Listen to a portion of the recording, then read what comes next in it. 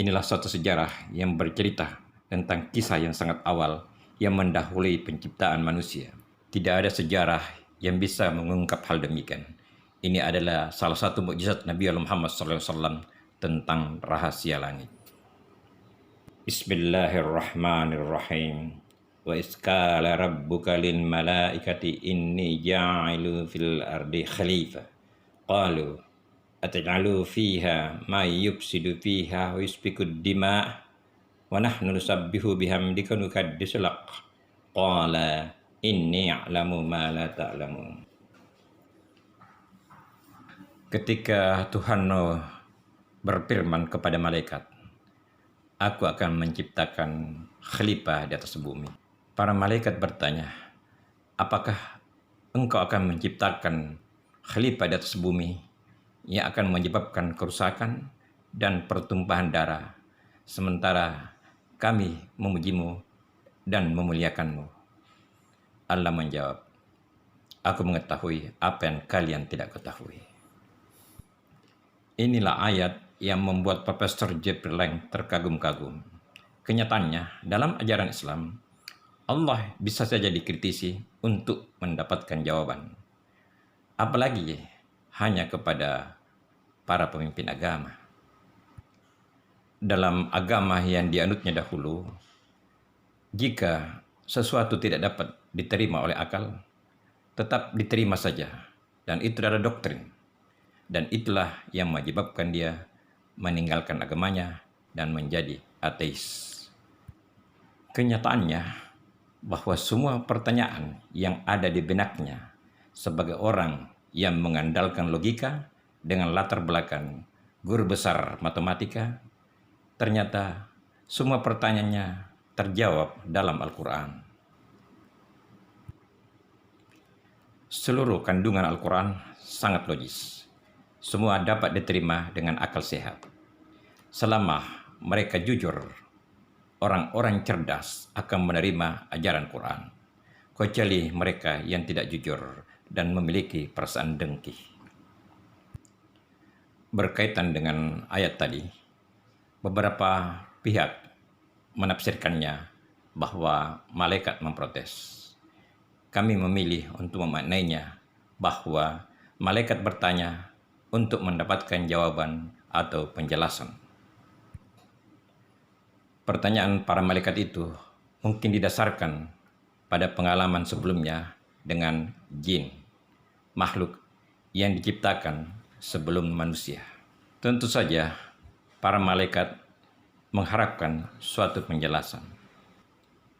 Uniknya, Allah tidak menjawab secara langsung, melainkan memberikan jawaban diplomatis.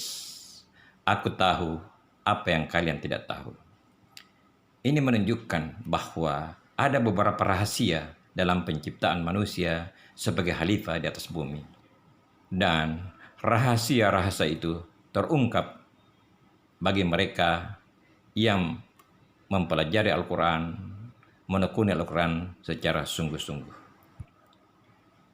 Ayat-ayat berikutnya mengemukakan bagaimana Allah mengajar Nabi Adam.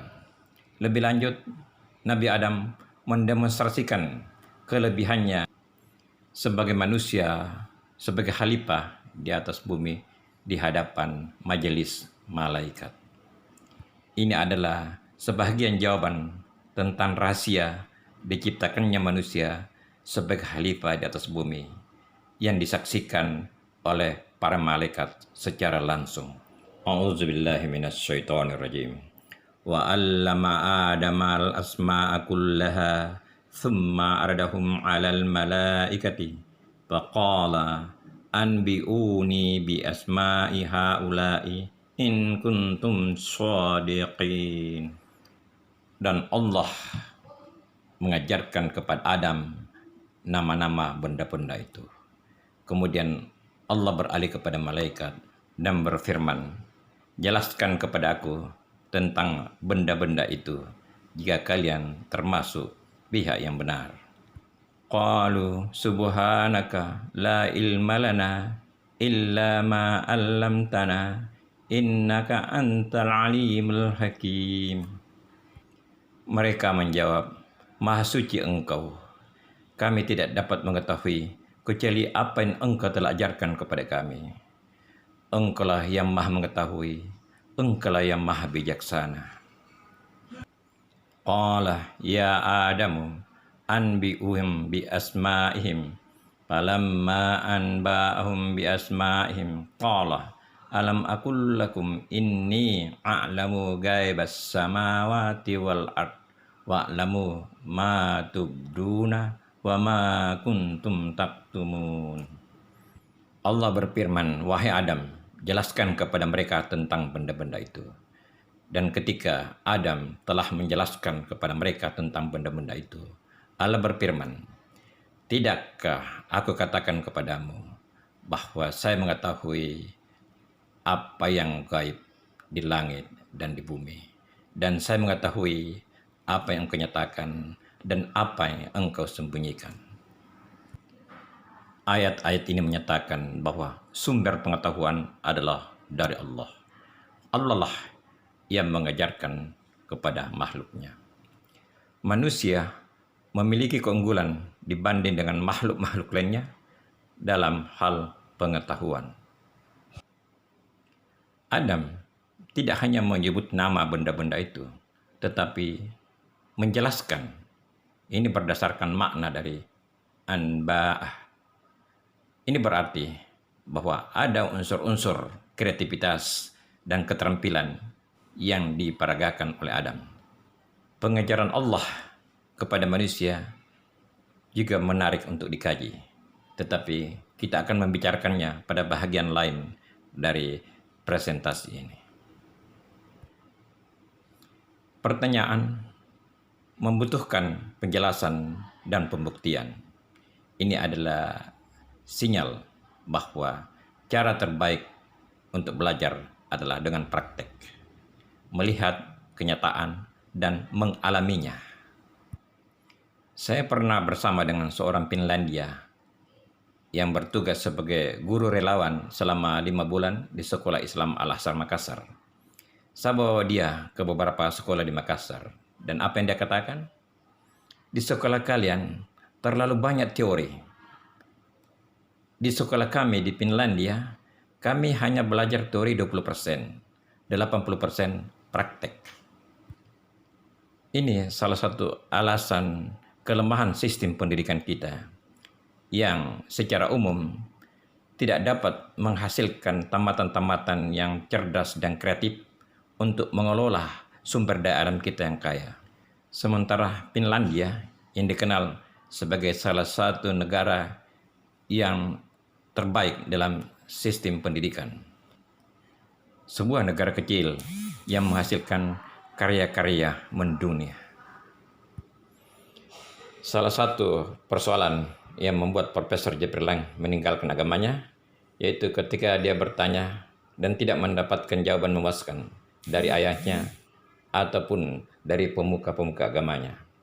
Pertanyaannya, jika Allah Maha Kuasa, mengapa Allah membiarkan terjadinya perang, terjadinya pengrusakan di atas muka bumi ini? Pertanyaan Jeffrey Lang sejalan dengan pertanyaan malaikat. Bahkan malaikat tidak sepenuhnya salah tentang kemungkinan terjadinya pengrusakan dan pertumpahan darah di muka bumi. Allah Maha mengetahui tentang akan terjadinya pengrusakan. Namun Allah tetap pada rencananya karena ada beberapa rahasia tentang dijadikannya manusia sebagai khalifah di atas bumi. Salah satu jawabannya terdapat pada surah Al-Mulk ayat 2. Alladzi khalaqal mauta wal hayata liyabluwakum ayyukum ahsanu amala wa huwa azizul ghafur. Allah menciptakan kematian dan kehidupan untuk menguji kamu siapa yang lebih bagus amalannya. Dia Maha Perkasa, Maha Pengampun. Jadi, salah satu rahasia akan kehadiran manusia sebagai khalifah di atas bumi adalah ujian kepada manusia itu sendiri. Ujian, apakah seseorang memiliki bakat surga atau berbakat neraka dengan segala konsekuensinya. Ciri-ciri telah nampak dalam pergaulan di kehidupan kita. Semoga kita yang belajar dan menyaksikan presentasi ini termasuk orang-orang yang memiliki bakat surga. Amin ya rabbal alamin.